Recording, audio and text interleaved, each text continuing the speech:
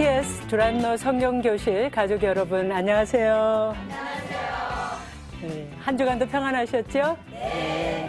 시청자 여러분들도 평안하신 줄 믿습니다. 저는 서울 양재동에 위치한 햇불 트리니티 신학대학원 대학교 이정숙 총장입니다. 여러분들과 함께 누가복음 공부하면서 저도 많이 배우고 있고요. 누가복음에 담겨진 놀라운 진리들에 대해서 저 자신을 또 비추어 보고 또 저의 삶을 새롭게 조정하는 그런 또 좋은 기회를 갖고 있습니다. 오늘은 12번째 시간이고요. 기도에 관해서 살펴보려고 합니다. 기도는 우리가 늘 많이 하는 거죠. 네. 많이 하는 건데 지난 시간에 우리가 했던 가족처럼 잘 아는 것 같으면서도 또 좀 아닐 수 있는, 다시 한번 생각해 봐야 할 그런 주제가 아닌가 생각합니다. 네. 그래서 지난번에 우리가 가족을 하면서 느낌표, 물음표 이렇게 했었는데 이 기도라는 것도 그렇지 이러면서도 또 나는 정말 기도에 대해서 제대로 알고 있는가 한번 생각해 봐야 되는, 물어봐야 하는 그런 주제가 아닌가 생각하게 됩니다. 자, 오늘 그 누가복음에 나오는 기도에 대해서 생각하기 전에 제가 하나 사진을 보여드리려고 해요. 지난 주말에 제가 다녀온 곳인데요. 양평에 있는 모세골 공동체에 있는 겁니다. 네, 가시면 이 좀 어려운 글씨가 위에 영어로만 적혀 있어서 죄송해요. 이게 단어를 알아도 발음하기가 쉽지가 않은 레비린트라는 건데요. 굳이 번역하면 미로라는 거예요. 미로 아시죠? 막 이렇게 한 번 잘못 들어가면 이제 나올 길이 없는 그런 것을 보통 미로라고 하는데, 한국말로 굳이 번역해서 미로라고 하는데 그렇게 하면 이게 내용을 살리지 못해요. 그래서 번역을 못하고 이 양평의 모세골 공동체 이 미로, 이 레비린트로 그렇게 써놓지. 한국말로 굳이 음력한다 그러죠. 그렇게 이제 레비린트 이렇게 써놓지 미로라고 써놓지는 않습니다. 그래서 우리말 사전에 보시게, 영한 사전 이런 게 보시면 미로라고 그렇게 아마 돼 있을 텐데 내용은 실제는 그렇지 않다는 거, 그러니까 좀 아시면 좋겠죠. 근데 자, 이게 뭐냐 하면요. 일단 그 경치가 아름다운 곳에, 평평한 곳에 뭔가를 이렇게 만들어 놨죠. 그죠?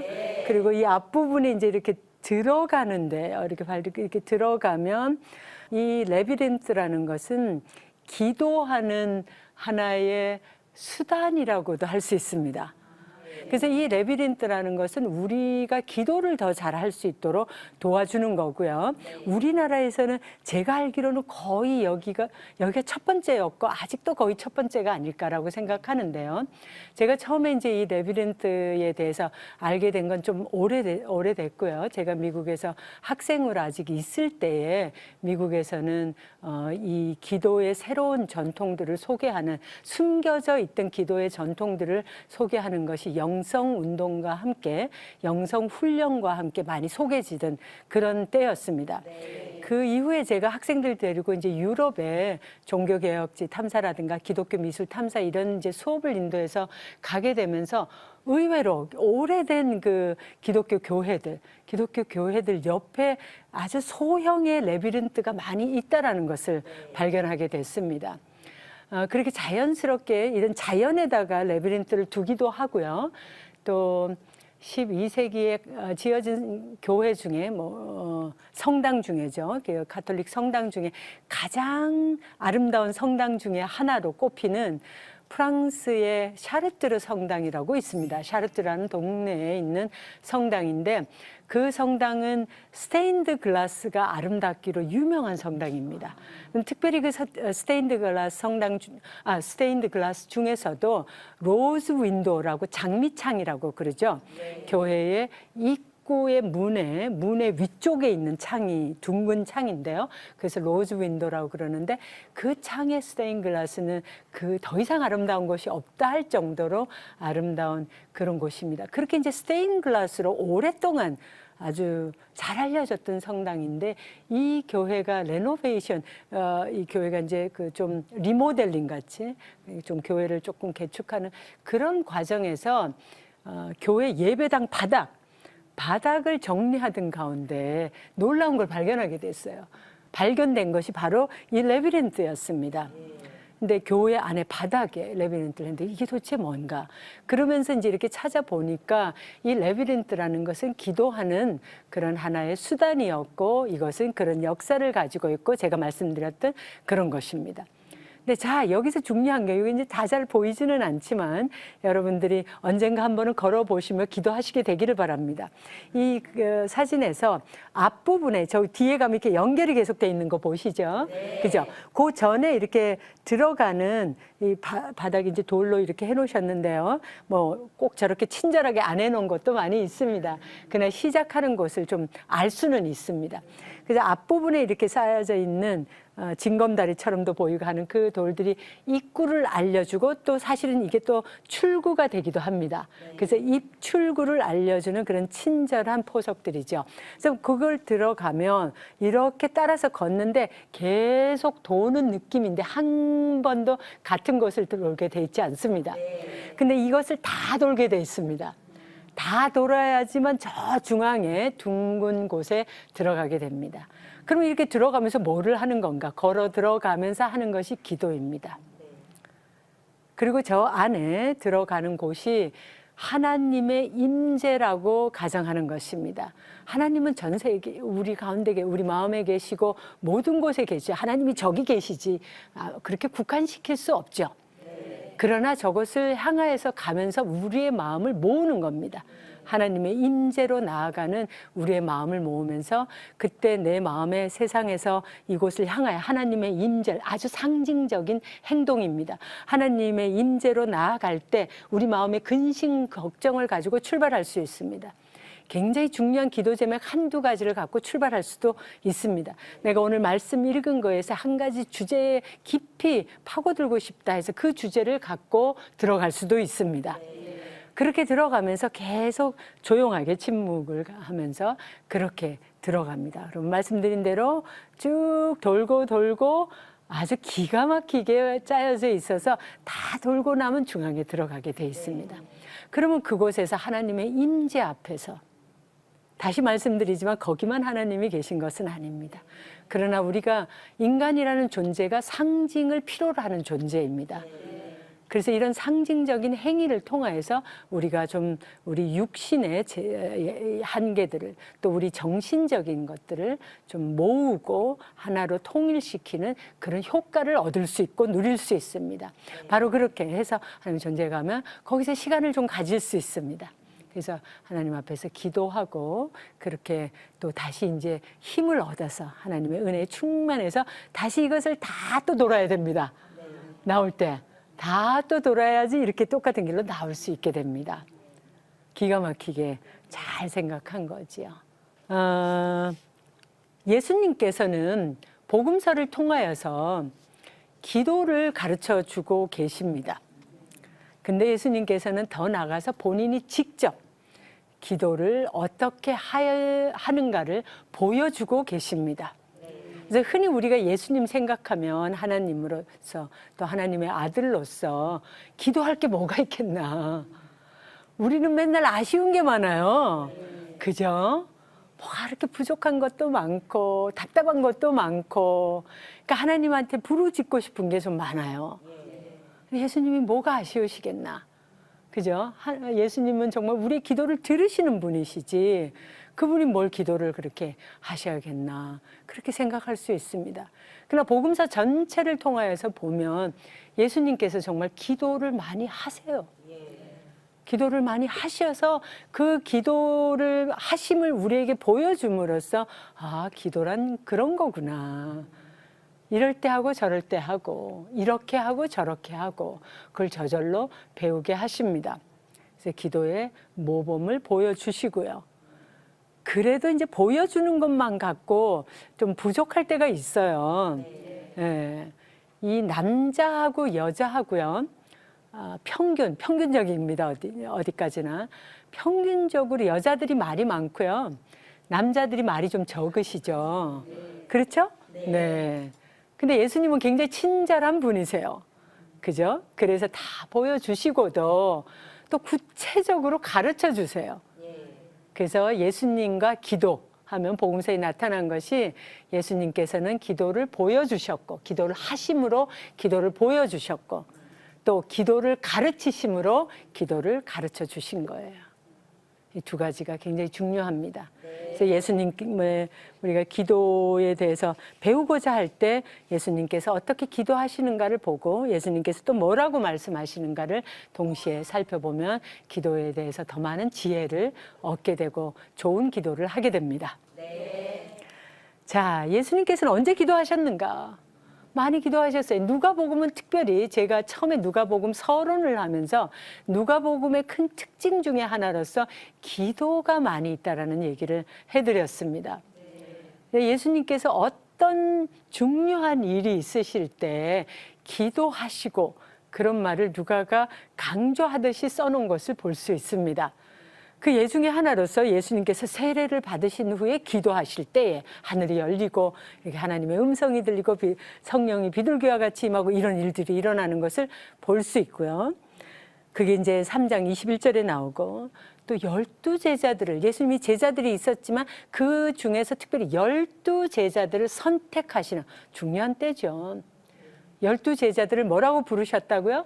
제자에서도 사도라고 보내심을 받은 자 이렇게 부르셨어요. 자, 그러면 이거는 뭐 제자 중에 제자요. 이후로 사도행전에서 볼 수 있듯이 이 12제자들, 사도들이 얼마나 놀라운 일들을 하면서 초대교회를 만들어 갑니까?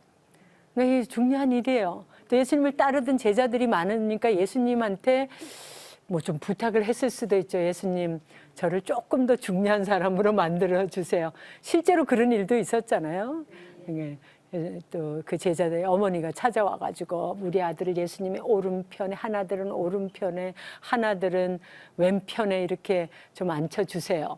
그죠? 우의정, 좌의정, 우리식으로 하면 그렇게 만들어주세요. 이런 일도 실제로 있단 말이죠. 모르겠어요. 그런 거는 뭐, 그때는 없습니다. 그러나 예수님께서 정말 많이 깊이 그 제자들에 대해 생각하셔야 되지 않았나 그런 생각은 해볼 수 있습니다. 왜냐하면 예수님께서 기도하시고 12제자를 뽑았다라고 성경이 누가복음 6장 12절이 얘기하고 있기 때문입니다. 또 베드로가 굉장히 중요한 고백을 하는 장면이 있어요. 사람들이 나를 누구라고 하느냐 제자들에게 그렇게 물어봐요. 그러니까 이건 또 뭔가 싶죠.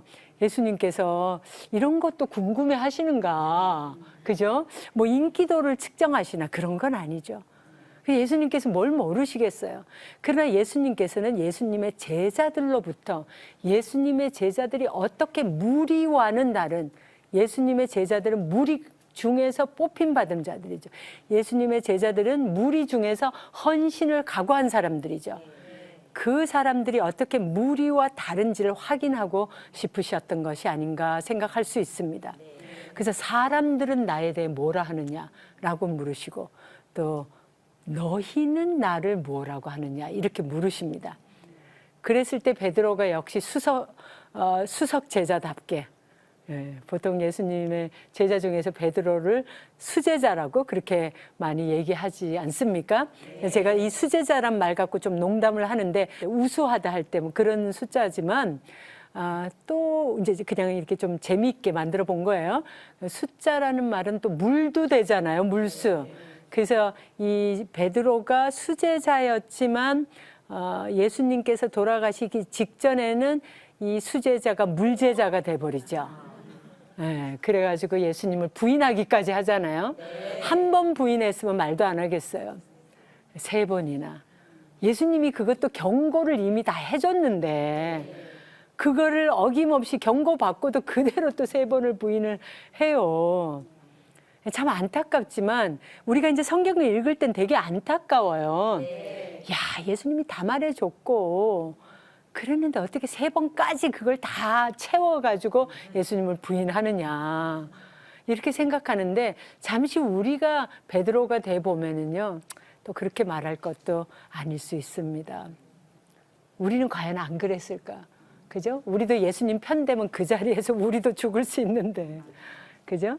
그 자리에서 우리가 감히, 그래요. 나 예수님 따라다니던 사람이에요. 나 수제자예요. 뭐 이렇게 어렵지 않았을까? 그렇게 생각해 볼 수 있습니다. 자, 그래서 바로 그럴 때도 예수님께서 9장 18절에 보면 기도하셨던 것을 볼 수 있고요. 또 예수님이 제자 몇 명만을 데리고 이제 산에 올라가십니다. 올리브산이었을 것으로 생각하는데 그 산에 가셔서 예수님께서 그 영광스러운 모습으로 변화하시는 것을 볼 수 있습니다. 그래서 아주 갑자기 모습이 바뀌어져서 transfiguration이라는 어려운 단어를 사용하는데요. 그리고 그 산을 가르쳐 변화산이라고 그렇게 얘기합니다. 그래서 이 놀라운 장면이 있고 제자들이 너무 놀래갖고 제자들이 여기가 너무 좋사오니 우리가 여기에 있었으면 좋겠어요. 집 짓고 막 그렇게 하기도 하는 곳입니다. 그럴 때도 예수님께서 제자들을 선택하셔서 기도하셨던 장면이 또 전제되어 있었던 것을 볼 수 있습니다. 오늘 우리가 또 조금 있다가 배우게 되는 예수님의 주기도문, 가르쳐 주신 주기도문도 예수님께서 기도하신 후에 제자들이 와서 우리에게 기도를 가르쳐 주세요 이러면서 시작된 주기도문입니다. 그래서 또 예수님께서 어떤 중요한 일이 있으실 때 또 중요한 가르침 전에 기도하시고 하시는 것을 볼 수 있습니다. 또 베드로가 부인할 때나 또 감람산에서 예수님께서 잡히시기 전에 예수님께서 기도하셨던 것을 볼 수 있습니다. 특별히 잡히시기 전에 감람산에서 기도하신 것은 정말 특별하지요. 예수님이 하나님이시지만 정말 이 인류의 죄를 대속해서 너무나 부끄러운 죽음을, 너무나 억울한 죽음을, 너무나 고통이 가득한 죽음을 선택하셔야만 했습니다. 정말 예수님은 피하실 수 있었고 그런 것을 당하실 이유가 없는 분이십니다. 그러나 그분이 그것을 우리를 위해 선택하십니다. 그래서 그 감난산에서의 간절한 기도, 그것이 우리에게 주는 울림이 굉장히 큰 것입니다. 자, 이렇게 예수님께서는 기도를 직접 하시는 것을 보여주고요. 또한 기도를 가르쳐 주셨습니다. 너무 친절해요. 자, 누가복음 11장 우리가 보겠습니다. 누가복음 11장에서 예수님께서 기도를 가르쳐 주시는데요. 이 주기도문으로 알려진, 교회에서 주기도문 많이 사용하시죠? 모임에서도 많이 하시고요. 이 주기도문이란 말은 사실은 좀 말이 생략된 말이죠. 주님께서 가르쳐 주신 기도문이에요. 제대로 하자면 주님께서 가르쳐 주신 기도문. 그래서 어떤 사람은 이 기도문을 가르쳐서 제자들의 기도 이렇게 얘기도 합니다. 왜냐하면 제자들에게 예수님께서 이렇게 기도하라라고 가르쳐 주셨기 때문에 제자라면 이렇게 기도해야 한다 해서 제자들의 기도 이렇게 할 수 있습니다. 그래서 정식으로 얘기하면 주기도문 합시다 이게 아니라 주님께서 가르쳐 주신 기도를 드리겠습니다. 이게 더 맞겠습니다. 자, 오늘 우리가 주기도문에 대해서 같이 또 생각해 보겠는데요. 주기도문은 지금 이 누가복음에 조금 요약본으로 나와 있고요. 이 똑같은 주기도문의 그 풀 버전이라 그러죠. 그 아주 좀 줄여지지 않은 그 온전한 더 풍성한 버전, 그것은 마태복음에 있습니다. 그래서 마태복음 6장 9절에서 13절에 보면 우리가 지금 외우고 있는 그 주기도문이라고 하는 우리가 외우는 것의 그 버전이 마태복음에 있다라는 것을 여러분들이 아시게 될 것입니다. 자, 근데 이 누가복음의 주기도문, 우리가 이제 그냥 쉽게 이렇게 하겠습니다. 누가복음의 주기도문, 마태복음의 주기도문, 이것을 가르쳐 주게 되는 배경이 있어요. 예수님께서 지금 보시면 예수께서 한 곳에서 기도하시고 마치심에 제자 중, 누가복음에서는 제자 중 하나가 여짜오되, 이제 이 누가복음에서는 요한이 제자들에게 기도를 가르쳐주고, 세례 요한이에요. 세례 요한이 사역을 많이 할 때에 기도를 가르쳐줬나 봐요, 자기 제자들에게. 그랬더니 이제 그게 이 예수님의 제자들은 또 좀 약간의 경쟁의식? 뭐 그랬을 수도 있고요. 뭐 굉장히 순수한 동기로 그랬는데 예수님은 더 놀라운 분이시고 하나님의 아들이시니까 우리에게 정말 우리가 해야 될 기도를 가르쳐 주실 수 있을 것이다 라고 해서 요청했을 수 있겠습니다. 그래서 우리에게도 가르쳐 주십시오. 기도를 가르쳐 주십시오라고 부탁합니다. 그래서 제자의 요청에 의해서 이렇게 기도를 가르쳐 주시는데 예수님께서는 너희는 기도할 때 이렇게 하라라고 얘기하십니다.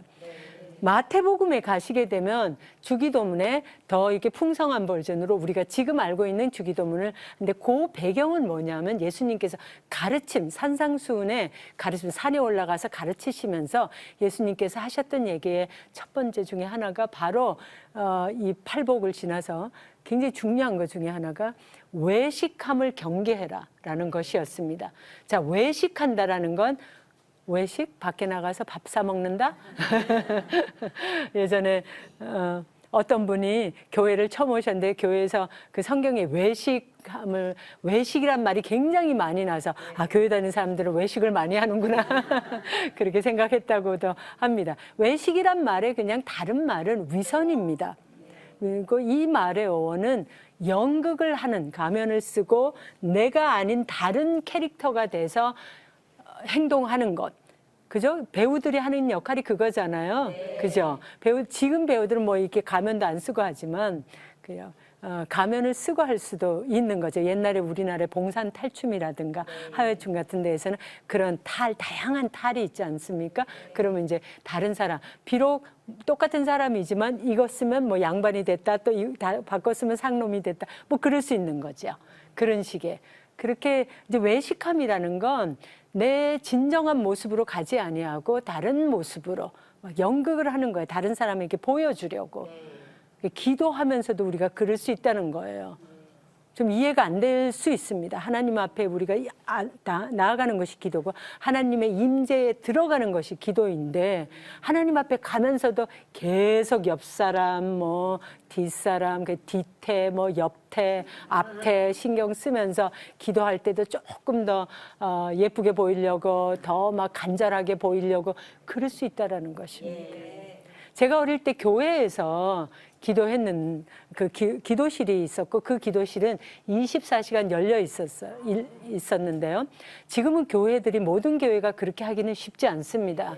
이런 여러 가지 안전 문제 때문에 그렇게 하기도 어려워진데 뭐 저희 어릴 때만 해도 그런 것들이 굉장히 편했습니다. 그래서 교회에 가서 이렇게 기도하면 좋은 것 중에 하나가 저는 주로 이제 어머니 따라가고 가서 옆에 앉아가지고 이렇게 하는 거였고 저희 어머님이 이제 간절히 기도하는 거를 보던 것이 참 기쁨이었고요. 근데 이 남이 기도하는 거를 보면 기도를 저렇게 하는구나. 이렇게 배우는 게 좀 있어요. 네. 그렇죠? 예. 근데 또 동시에 제가 이제 기도를 좀 하게 됐을 때, 이렇게 좀, 기도를 옆에서 이렇게 하는 사람이 있으면 좀 신경이 쓰이는 거예요. 좀 일찍 나오고 싶은데, 누가 이렇게 또 아는 사람이 또 혹시 뭐 이렇게 제 뒤에 앉아 있거나 막 이러잖아요. 그럼 또 일찍 나가려고 그러면 또 거기에 신경이 좀 쓰이는 거예요. 쟤는 뭐 들어오자마자 뭐 얼마 안 됐는데 벌써 기도 끝내고 나가네? 이렇게 도 되는 거예요. 이제 그렇게 이제 신경을 쓸 수 있는 것. 그러다 보면 우리가 좀 기도하면서도 뭘 할 수 있어요? 위선을, 조금 그냥 흔히 하는 말로 위선을 떨 수 있어요. 근데 기도는 정말 진심으로 진정으로 하나님의 임재에 나아가는 것입니다. 하나님의 사귐 속에 들어가는 것입니다. 그래서 이제 그걸 경계하시고요. 또 예수님께서 이방인의 기도를 담지 말라 그래요. 이건 또 뭐냐? 지금 이제 예수님이 가르쳐 주신 복음, 정말 진정한 복음이 지금 이스라엘 사람들에게 전해졌는데 이방인의 종교가 주변에 있었다 그랬죠. 그죠? 이방인의 기도를 안 하는 종교는 없어요. 그렇죠? 네, 모든 종교가 기도는 합니다. 다 중요합니다. 그런데 여기서 예수님께서 이방인의 기도를 담지 말아라라고 하시는 얘기는 당시 이방인들의 종교에서는 신이 많아요. 신이 많다가 보니까 정말 이 신, 저 신, 뭐. 그리고 이 신에 대한 확신이 없어요. 네, 확신이 없어요. 그 신이 나를 정말 내 기도를 들어준다는 확신이 없어요. 그런 종교가 아니에요. 신은 신의 목적을 위하여 인간에게 횡포도 부릴 수 있는 게 당시 이방 종교의 현실이었어요. 그래서 사람들이 중언부언하게 돼요. 잘 봐주세요. 정말 잘 봐주세요. 진짜 잘 봐달라니까요. 우리 애가 이렇다니까는요. 아시잖아요.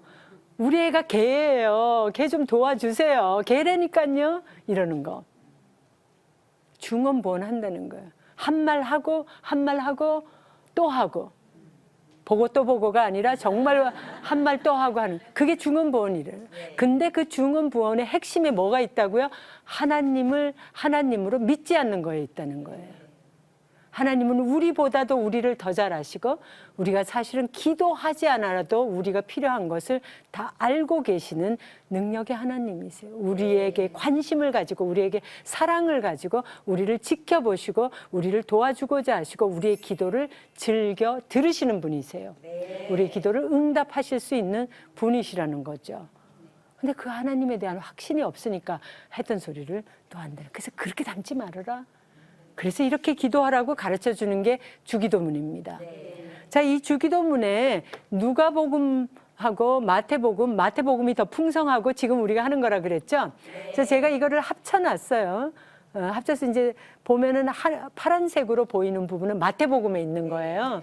그러나 우리가 외우는 주기도문인 거죠. 그래서 까만색이 누가복음에 있는 거예요.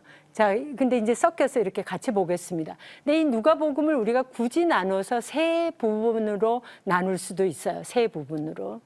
그냥 더 줄이면 두 부분이라고도 할 수 있습니다. 어떤 분은 이 첫 번째 기도문을 가르쳐서 처음 기도, 두 번째를 나중 기도 이렇게 얘기하기도 합니다. 자, 이 첫 번째 기도 일부, 저는 이제 일부라고 해서 이 기도의 핵심은 하나님의 영광에 초점이 맞춰져 있어요. 근데 이거 보세요. 하늘에 계신 우리 아버지요. 이름이 거룩히 여김을 받으시오며 나라가 임하시오며 뜻이 하늘에서 이루어진 것 같이 땅에서도 이루어지이다.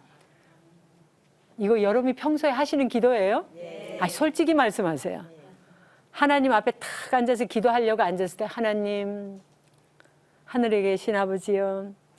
이름이 거룩히 여김을 받으시오며 나라 임하시며 그 하나님의 뜻이 하늘에서 이루어진 것 같이 땅에서도 이루어져. 그렇게 기도 시작하세요. 하나님을 높임으로 시작하세요. 솔직히 말씀하셔도 되는데 우리가 거의 바로 하나님 감사합니다 이제 예의로 하고 그 다음에는 거의 바로 필요한 거 그냥 구구절절 왜 그렇게 필요한 게 많은지 그러시지 않으세요? 네, 저랑 비슷하시네요. 그래서 기도하실 때 이 훈련이 좀 필요해요. 좀 앉으면 아무리 급해도 내가 지금 누구에게 기도를 드리는가, 내가 하나님께 기도드리는가, 하나님의 임재에 앉아 있는가. 하나님 임재란 말은 하나님이 함께 하심, 하나님의 계심, 내가 하나님의 계심을 의식하는가, 내가 하나님의 사귐에 들어가려고 노력하는가, 이 얘기를 하는 거예요. 근데 하나님을 의식하셔야 돼요. 제가 전에 한번 여러분들 눈 감고 한번 생각해보자. 마음의 깊은 곳에 정말 어떤 좋은 의자를 하나 갖다 놓고 하나님이 거기 앉아 계시면 생각하며 기도하자. 그런 얘기를 했었는데 필요해요. 여기 지금 처음에 그런 기도를 하라고 가르치는 거예요. 근데 여기에서 처음이 너무 중요해요. 하늘에 계신 우리의 아버지요. 근데 마태복음에는 있는데 누가복음에는 없잖아요. 아버지여밖에 없잖아요. 근데 여기 중요한 게 우리예요, 우리. 이 사람들이 우리라는 말을 이렇게 아무 데나 쓰지 않아요. 한국 사람들은 우리라는 말을 되게 많이 써요. 남편을 얘기할 때도 뭐라 그래요? 우리 남편. 굉장히 사실은 위험한 말이죠. 우리라는 말은 복수잖아요. 복수. 남편이 내 남편이지 무슨 우리 남편이에요. 근데 우리나라에서 또 내 남편이요 이렇게 말하면 또 웃기잖아요. 우리말이 굉장히 공동체적인 거 아세요?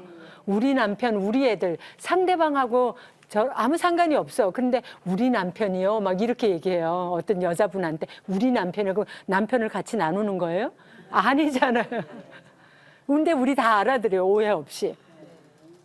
우리 아버지, 그러니까 전혀 아버지를 나누어 갖지 않는 사람하고도 얘기할 때 우리 아버지가요, 막 이렇게 얘기한단 말이죠.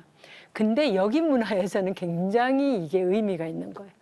우리 아버지라고 하는 것은 정말 우리가 믿음의 가족이니까 하나님의 다 자녀가 그러니까 아들과 딸이 되었으니까 가능한 아버지를 우리가 소유하는 거예요. 함께 소유하는 거예요. 저 하늘의 아버지께서 우리 아버지예요. 여러분과 저의 아버지가 되시는 거예요. 그래서 우리가 이거부터가 너무 중요해요. 근데 이 아버지가 어디에 계시다고요? 하늘에 계세요. 하늘에 계시니까 멀리 계시다고요? 그렇게 생각하시면 안 돼요. 이 하느님이 하늘에 계시다라는 표현은 하나님은 하늘에 있고 우리는 땅에 있어. 우리 모든 것을 아시는 분이라는 얘기예요. 하늘에서는 다 보이잖아요. 그죠? 이 하늘에 계신 하나님은 우리의 창조자라는 얘기예요. 그래서 그 하나님께 우리가 기도하는 거예요. 우리 아버지예요. 아버지는 그냥 사람이 아니에요. 특별한 애정으로, 특별한 지키심으로, 특별한 우리를 돌보심으로 우리를 보고 계신 분이십니다. 그 아버지께 기도하는 거예요. 근데 그 아버지를 높이는 거예요. 아버지는 진짜 위대하세요. 너무 훌륭하세요. 근데 말이 너무 멋있잖아요. 이름이 거룩히 여김을 받으시면 내가 이거 하나하나 하려면요.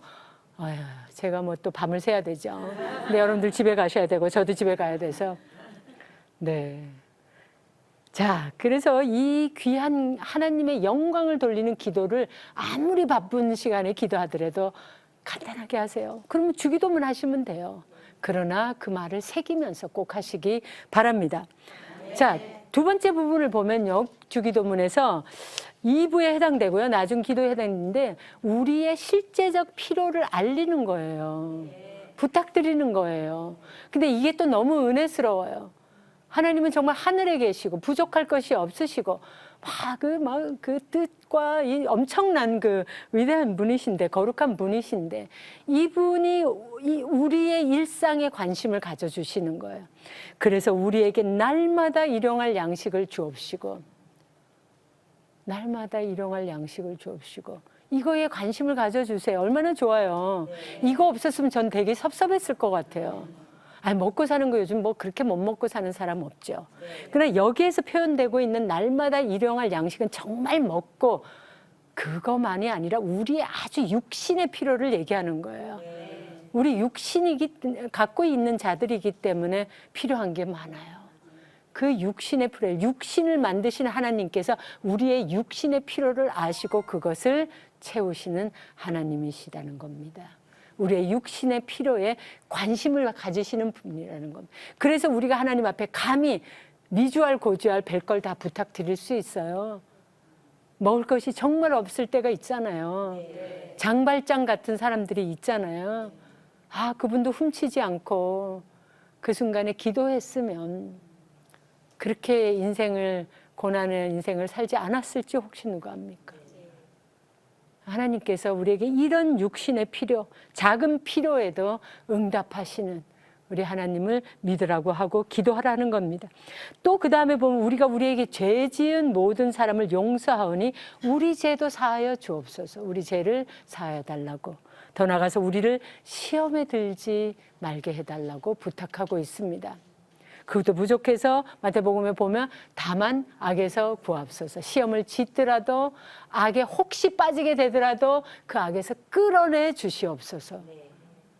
그죠? 그렇게 부탁하고 있는 것을 봅니다.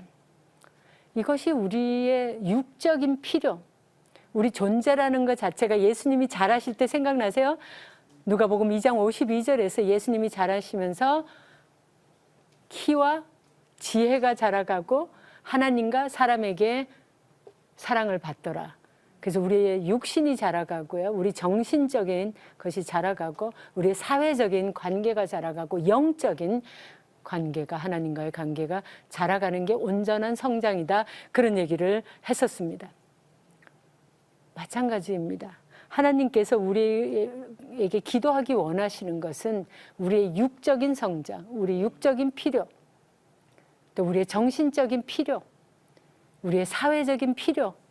그죠? 이 지금 우리에게 죄 지은 자를 용서해주고, 그것은 사회적인 관계에서 일어나는 우리와 어떤 사람의 관계에서 정말 얽히고 사이가 나빠지고 억울함을 당할 수도 있고, 그런 얘기를 하는 겁니다. 그럴 때에도 우리가 이 사회적인 성장을 도우시는 하나님을 믿고 의지하면서 우리가 하나님께 우리에게 죄 지은 자를 내가 용서하오니, 저도 영적으로 하나님 앞에서 하나님 무시하고 내가 잘나고 나만 옳은 것처럼 했던 그 죄를 저도 용서해 주세요. 이렇게 나아가는 것입니다. 세상이 너무 험하기 때문에, 세상에 너무 유혹이 많기 때문에, 여기서 시험이란 말은 유혹이라고도 할 수 있다 그랬죠? 네. 그래서 그 유혹에 빠지지 않게 해주세요라고 하는 것입니다. 네. 다시 말씀드리지만 악에 빠질 수 있어요. 그러나 그 악에 계속 빠져 있게 되면 안 되죠. 네. 악에 한번 빠졌다가 건짐을 당한 사람들이 또 얼마나 많은 놀라운 일들을 하는가 우리가 잘 알고 있습니다. 네. 그래서 하나님의 그 은혜를 늘 우리가 구해야 됩니다. 기도 잘 못한다고 걱정하실 필요가 없어요. 어떤 분들은 저는 기도를 잘 못해요. 기도할 때 그냥 단어를 잘 선택하지 못하겠어요. 고민하실 거 없어요. 주기도문을 하시면 돼요. 어떻게 생각하면요. 그러나 여러 다양한 상황들이 있기 때문에 말을 좀 더 붙일 수 있으면 좋겠죠. 그러면 그건 사실은 훈련해야지 돼요. 기도를 많이 해보셔야지 돼요. 성경의 구절들을 더 이용하면서 기도를 해보시면 어느 날 자기도 모르게 정말 기도에서 자기가 사용할 수 있는 단어가 늘어나고, 자기가 생각할 수 있는 범위가 늘어나고, 더 많은 사람을 위해 기도하고 있는 자신을 발견하게 됩니다. 네. 자, 주기도문의 마감에서 누가복음에는 없어요. 그럼 마태복음에 보게 되면 마태복음에서도 이 괄호쳐져 있는 부분인데요. 나라와 권세와 영광이 아버지께 영원히 있사옵나이다. 아멘. 다시 한번 하나님께 영광을 돌리고 마지막에도 하나님께 기도드리는 하나님을 다시 한번 높여드리면서 오직 주께 이 모든 기도의 응답이 있습니다 라고 고백하는 거예요. 왜냐하면 나라와 권세와 영광이 오직 하나님께만 영원히 있습니다 라고 말하기 때문에, 내가 기도 열심히 했지만 제 기도 열심히 했으니까, 제 기도 열심히 한 거 아시죠? 제가 열심히 했으니까 이거 아니에요. 내가 기도했지만 하나님만이 이 기도의 응답자가 되신다라고 말씀하시는 겁니다. 우리가 기도할 때 많은 분들이 기도를 열심히 해라, 또 기도할 때 간청함으로 해라, 정말 열심히 하라는 얘기를 많이 하고 있고요. 그 말에 우리가 또 귀 기울이게 됩니다. 왜냐하면 우리는 기도의 응답을 받고 싶어 하니까. 그렇죠? 이왕 기도했으면 응답 받고 싶어 하죠. 그것도 빨리 응답 받고 싶어 하니까. 그렇죠.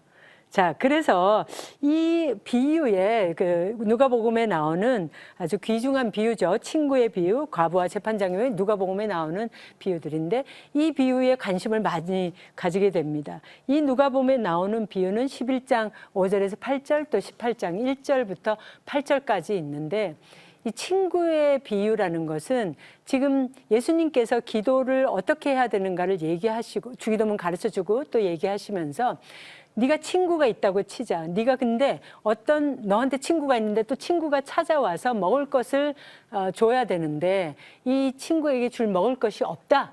그래서 이 다른 친구의 집에 가서 떡 3덩이를 빌리려고 한다. 근데 이 친구들이 밤이 늦어가지고 이미 자려고, 아이들과 자려고 다 누워있다. 그래서 가면은 이 친구가 친구인 것은 밤이니까, 아이들하고 다 자려고 누워 있으니까. 그 중동 지방의 문화는 우리나라 옛날하고 좀 비슷한데요. 온 식구가 한 방에 다 같이 자는 그런 문화가 있어요. 우리도 옛날에 좀 그랬잖아요. 근데 요즘은 막 아이들 그냥 조금만 크면은 다 방 따로 세워가지고 울든 말든 그래야 독립성을 길러준다고 좀 그런 게 있잖아요. 중동지방이 이렇게 같이 이렇게 하기 때문에. 근데 이 친구가, 이 다른 친구가 와서 먹을 것을 좀 달라, 떡 3덩이를 달라 이럴 때 친구됨을 인하여서는 안 줄지 몰라도 간청하니까 간청하니까 줄 수 있다. 이제 이런 얘기를 하고 있는 것을 볼 수 있습니다. 또 이 재판장과 과부의 얘기는 이 재판장이 하나님을 두려워하지 아니하고 사람을 무시하는 재판장이에요. 근데 아주 억울한 일을 당한 과부가 있어요. 근데 이 사람은 어떻다고요? 하나님도 안 두려워해, 사람은 무시해. 과부는 또 얼마나 무시했겠어요. 그 당시에 가장 약자인데. 근데 어느 날 이 과부가 너무 열심히 자주 찾아와서 이 문제를 해결해 주세요. 해결해 주세요. 이러니까 생각해 보니까 내가 하나님도 안 두려워하고 사람도 안 무서워하는데 이 여자 과부가 자꾸 와서 이러니까 귀찮아요. 그래서 이 여자의 말을 들어줘야 될지 모르겠다. 이렇게 이제 생각하게 되는 것입니다. 그래서 이 두 가지 비유를 통하여서 예수님께서 하나님이 누구신가를 잘 보여줍니다. 하나님이라는 분은 즉 우리가 기도하고 있는 기도를 드리는 그 기도를 받으시는 그 기도의 대상이 되시는 그 하나님이 누구시냐, 그죠? 그 하나님이 누구시냐를 이 두 가지 비유로 보여주는데 이 두 가지 비유를 통해서 하나님을 보여주는데 이것을 우리가 이해하게 되면 기도의 자세를 바로 할 수 있다는 것입니다.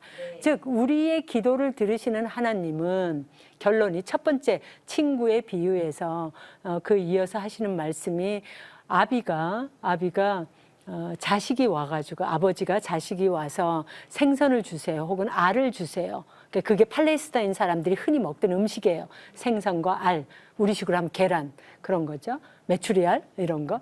근데 그렇게 했을 때 아버지가 그 자식에게 나쁜 걸 주겠느냐. 즉 뭐 뱀을 준다든가 전갈을 준다. 안 그러잖아요.